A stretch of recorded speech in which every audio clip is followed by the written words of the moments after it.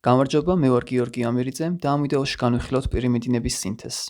ესე იგი, პირველი საფეხური არის კარბამოილ ფოსფატის შექმნა, რისთვისაც გვჭირდება ამინომჟავა გლუტამინი, ნახშირორჟანგი და ATF-ი. ამ პროცესში მონაწილეობს ენზიმი კარბამოილ ფოსფატ სინთეტაზა 2, რომელიც გვხვდება ციტოზოლში.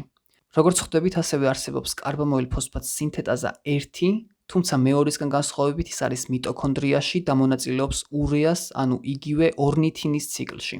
გარდა ამისა, ეს ენზიმი ინჰიბირდება ნეგატიური ფიდბექით ურიდინ მონოფოსფატის მიერ.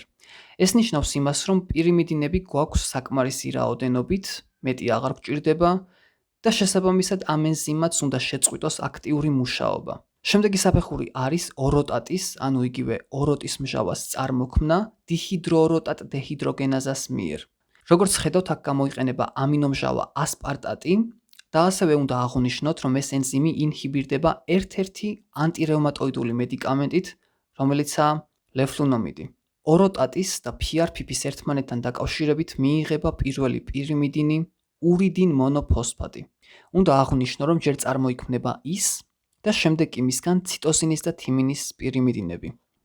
არსებობს ერთი იშვიათი დაავადება, ოროტაციდურია, რომლის დროსაც გვაქვს ურიდინ მონოფოსფატ სინთაზას დეფიციტი. შესაბამისად, თუ ეს ენზიმი აღარ ფუნქციონირებს, ეს გამოიწვევს ოროტატის დაგროვებას, იმიტომ რომ აღარ ხდება მისი UMP-ით გარდაქმნა და ამავე მიზეზით მოხდება პირიმიდინების შემცირებაც. ამ მდგომარეობას ახასიათებს ოროტმჟავას შარტში დაგროვება, სწორედ ამიტომ ქვია ოროტაციდურია, ასევე მეგალობლასტური ანემია, სადაც გვაქვს დიდი ზომის ერითროციტები, მათი რაოდენობის სიმცირე და ჰიპერსეგმენტული ნეიტროფილები. ეს მდგომარეობა ზოგადად ვითარდება ვიტამინების B9 და B12-ის დეფიციტით. მექანიზმს ცოტა ხანში ვნახავთ, თუმცა მანამდე უნდა აღვნიშნოთ, რომ ოროტაციდურიის დროს მეგალობლასტური ანემიის გამომწვევი მიზეზი არის არა ვიტამინების დეფიციტი, არამედ მათი, ასე ვთქვათ, ვერ გამოყენება. ის ასევე ხასიათდება ზრდის შეფერხებით და ობსტრუქციული უროპათიით. კურნალობისთვის გამოიყენება ურიდინი, რომელიც, ასე ვთქვათ, გვერდს სუვლის UMP სინთაზას და პირდაპირ გარდაიქმნება ურიდინ მონოფოსფატად. ამის შემდეგ ურიდინ მონოფოსფატზე ორი ფოსფატის დამატებით მიიღება ურიდინ ტრიფოსფატი, ანუ მას გვაქვს 3 ფოსფატის ჯგუფი და შემდეგ კი მასზე ამინის ჯგუფის დამატებით მიიღება ციტიდინ ტრიფოსფატი, ანუ ჩვენი მეორე პირიმიდინი. ახლა კი ვნახოთ თუ როგორ ხდება თიმიდინის წარმოქმნა, კონკრეტულად დეოქსითიმიდინ მონოფოსფატის, რომელიც როგორც იცით მონაწილეობს DNM-ის სინთეზში. ესე იგი, ჯერ ურიდინ მონოფოსფატს ემატება ერთი ფოსფატის ჯგუფი, ანუ ხდება ურიდინ დიფოსფატი. ამის შემდეგ რიბონუკლეოტიდ რედუქტაზა ჩამოაშორებს ჰიდროქსილის ჯგუფს და ხდება დეოქსიურიდინ დიფოსფატი. ეს ენზიმი ინჰიბირდება მედიკამენტით, რომელსაც ქვია ჰიდროქსიურია.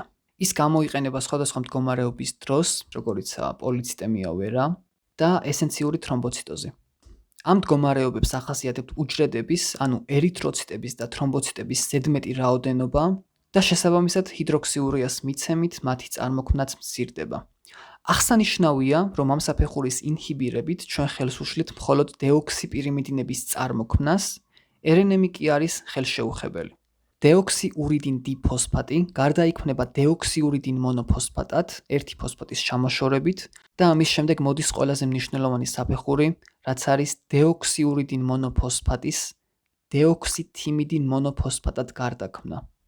მიზეზი, თუ რატო არის ეს მნიშვნელოვანი, ისაა, რომ აქ გამოიყენება ვიტამინი B9, იგივე ფოლატი. ის გარდაიქმნება N5, N10 ტეტრაჰიდროფოლატად, რაც არის ნახშირბადის წყარო და სწორედ ამ ნახშირბადის თიმიდილად სინთაზას მიერ დეოქსიურიდინ მონოფოსფატზე დამატებით მიიღება დეოქსითიმიდინ მონოფოსფატი. ეს პროცესი რო განმეორდეს, საჭიროა რომ შევინარჩუნოთ N5, N10 ტეტრაჰიდროფოლატის კონფიგურაცია.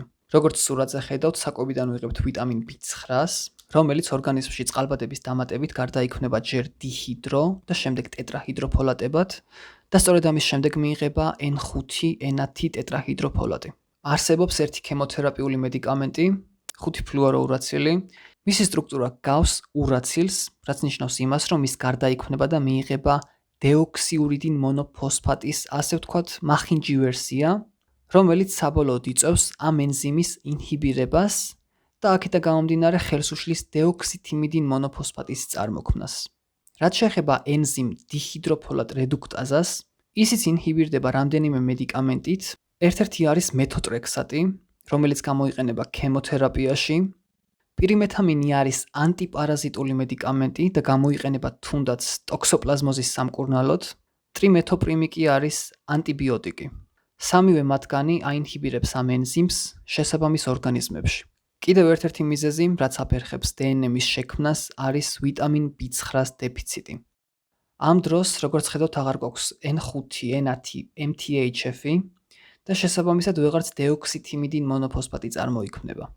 პაციენტებს ექნებათ მაკროციტული ანემია, ანუ მცირე რაოდენობის, მაგრამ მოცულობით დიდი ერითროციტები, იმიტომ რომ RNM-ის და პროტეინების სინთეზი ჩვეულებრივ ხდება, რადგან თიმიდინი არ მონაწილეობს RNM-ის შექმნაში. გარდა ამისა, ორსულებში ფოლატის დეფიციტი იწვევს ნერვული მილის დეფექტებს, როგორიცაა სპინა ბიფიდა. კიდევ ერთი ვიტამინი, რაც ამ პროცესში მონაწილეობს, არის B12. როგორც წეღან ვახსენე, იმისთვის რომ მოხდეს დეოქსითიმიდინ მონოფოსფატის წარმოქმნა, საჭიროა რომ შევინარჩუნოთ N5, N10, THF-ის კონფიგურაცია. რა თქმა უნდა, ამისთვის გვჭირდება ფოლატი, თუმცა ამასთანავე გვჭირდება ვიტამინი B12 და რატომ? მიზეზი არის ის, რომ ზოგი N5, N10, MTHF-ი გარდაიქმნება N5 MTHF-ად და სწორედ მისი რეგენერაციისთვის გვჭირდება B12, რომ მოხდეს აი ეს გარდაქმნა. შესაბამისად, B12-ის დეფიციტი რას გამოიწვევს? იმას, რომ აღარ მოხდება ტეტრაჰიდროფოლატის რეგენერაცია, რადგან ასე ვთქვათ, გაჭედილი იქნება ამ N5 ფორმაში და აქედან გამომდინარე ვეღარ წარმოიქმნება საკმარისი დეოქსითიმიდინ მონოფოსფატი.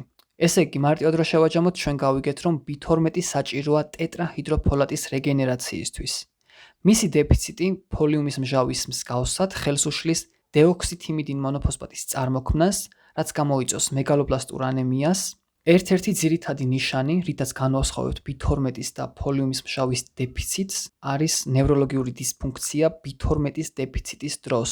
ამ დროს ხდება ზურგის ტვინში დორსალური სვეტის, ლატერალური კორტიკოსპინალური და სპინოცერებელარული ტრაქტების დემიელინაცია, რაც თავისთავად გამოიწვევს სხვადასხვა სენსორულ და მოტორულ პრობლემებს, როგორებიც არის კიდურების დაბუჟება, ჩხლეტის შეგრძნება, ვიბრაციის და პროპრიოცეფციის დაკარგვა, ზოგადი სისუსტე და ასე შემდეგ. ამ მდგომარეობას კი ეწოდება ქვემწვავე კომბინირებული დეგენერაცია. გარდა ამისა, B12 ასევე მონაწილეობს სხვა ბიოქიმიურ პროცესებშიც, რასაც სხვა დროს ვნახავთ. ამჯერად კი მარტივად დაიმახსოვრეთ, რომ სხვა ნიშნებთან ერთად პაციენტის პლაზმაში თუ ფიქსირდება გაზრდილი მეთილმალონის მჟავის რაოდენობა, ეს მიუთითებს, რომ გვაქვს B12-ის დეფიციტი. დღეისთვის სულ ეს იყო, ნახვამდის.